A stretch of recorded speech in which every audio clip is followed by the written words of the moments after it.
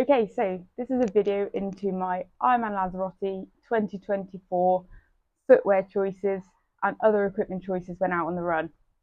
So I've been trying a lot of different options over the past few years really, and constantly evaluate, is the shoe that I'm choosing to train and race in the best option for me? And that comes down to loads of different factors. So one of my priorities is always going to be comfort and also injury and risk prevention. So I've been doing a lot of my long run training in the Asics Nova Blast quite recently. I've been really impressed with this. That's my second pair of those now. Really loving how, even for a more cushioned and supportive, stable shoe, they feel super responsive. So as well as my long runs, I've also been doing some of my tempo-based runs in them as well. And I then got into a bit of a conundrum. I was like, well, actually, these are so good. I know what they feel like. I actually really enjoy the way that they still give that level of propulsion, but I've also got that security around, like I said, the stability piece. Do I want to start playing back in the super shoe game again? I have raced historically in actually quite a range of brands. So I've raced in Hoka, Rocket X's, the older version to what they've got now.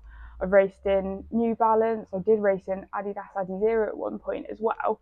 So I've tried and tested lots of shoes. More recently, like last season, I moved to the Asics, the Metaspeed Edge. And really, again, got on with this shoe. And what I quite liked against this one, over like other sort of super shoes and carbon plated ones, was the amount of support and the stack height. So it didn't feel perilous. It didn't feel like I've tried a pair of Nike Vaporflies. I tried to walk around the studio in them and nearly fell over. So I was like, well, not a chance I'm even going to try and run in them. But I just like how they feel. They feel supportive and stable. But again, I can feel the difference of having that carbon plating in terms of level of responsiveness through each strike that I take. So I was then looking at both of the options. So I narrowed it down to these two. And then I started to go out on the course here. So I've been really lucky that I've been out doing some pre-Ironman Lanzarote training, and have had time out on the run course to, again, test both options under long run sort of stress and fatigue, to then evaluate actually which one am I going to go for on race day. And it has been a bit of a dilemma. I was leaning initially towards the Nova Blasts. I was like, I know what I'm going to get. Like, my legs are going to be tired at the end of that bike leg. Am I really going to get the benefit from like the efficiency? Am I going to be running fast enough to really justify running in the carbon plated shoe? Or should I stick to the safe and trusty Nova Blasts where I know what I'm going to get? I have decided to now go for the Metaspeed Edge. So I ran these a couple of times. This is a brand new pair ready for race day, so I'll only have a couple of runs in these beforehand just to test them in, but I had been running in an older pair for training. And I went out on the course and it felt good. Like, they felt responsive. It's a sort of course where the like terrain as such is quite consistent. So you're not getting any massive changes in how it feels underfoot. Like, there's a lot of out and backs, so you're not having any sharp like twists and turns. And they just felt good. Like, you could feel the kickback, the responsiveness, and just that overall efficiency piece. And that's what I've been working out is, if I run in the Nova Blasts over these, based on the speed, and that's the important thing to remember, based on the speed I'm projected to run the marathon at, will I have any disadvantage through a loss of efficiency over running in these? And that's been the key thing when I've been actually justifying like which shoe to run in, is, do I feel confident I'm going to be running fast enough? Have I got the functional form, technique and efficiency there to really get the benefit of running in a carbon plated shoe? Yes or no? At this point in time, I'm pretty sold that I can tick all the boxes and actually, justify running in those shoes. The other important thing for me of equipment choices around the run is actually my socks. So I have really sensitive feet. So one of my second toe is bigger than my big toe, which also means, again, the toe box in these is great for that. So I know that my second toenails will go. Like, one is permanently blue and battered. I've had to go to a foot specialist just to make sure everything's like sorted from that front as well. But I know that these socks are reliable. Again, I have new pairs ready for race day. I know exactly what I'm going to get with these socks. There'll be loads of talcum powder in them as well, because I often just throw water over my head, which then doesn't help your overall foot health. But again, these are tried and tested in training of consistency. Like with months and months and months and years, this is the only brand that I've used in a race and in training for running. And I found that that combination works really well with for my feet. Because what I'm also thinking about is that recovery piece after. If I can't put on my cycling shoes because my feet are battered up, that means I can't get straight back into some level of active recovery to keep ticking over. The other two important things that I am going to be wearing on race day, so firstly sunnies, not just only because they look cool, but also I'll be putting on a visor as well. I prefer wearing a visor to a full hat, but again, it just helps to keep that sun off.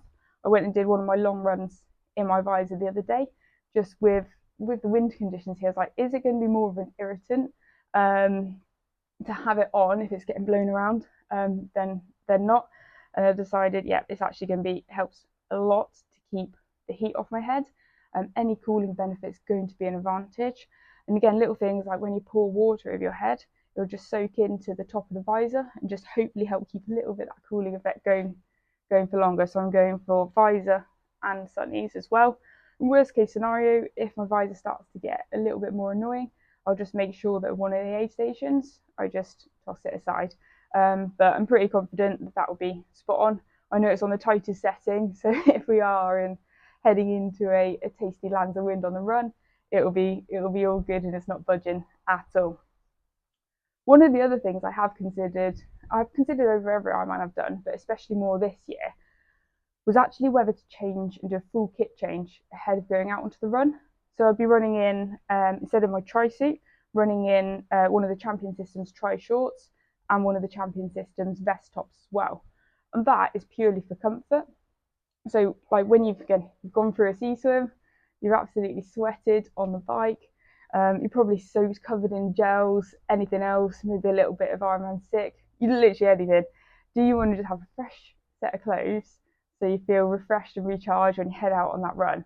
And again, it's not something I would disregard. So what I'll do in my transition bag in T2 is I'll have my tri-shorts and my vest top there, and I'll have to make a decision based on tactically how the race is planning out and also how I feel.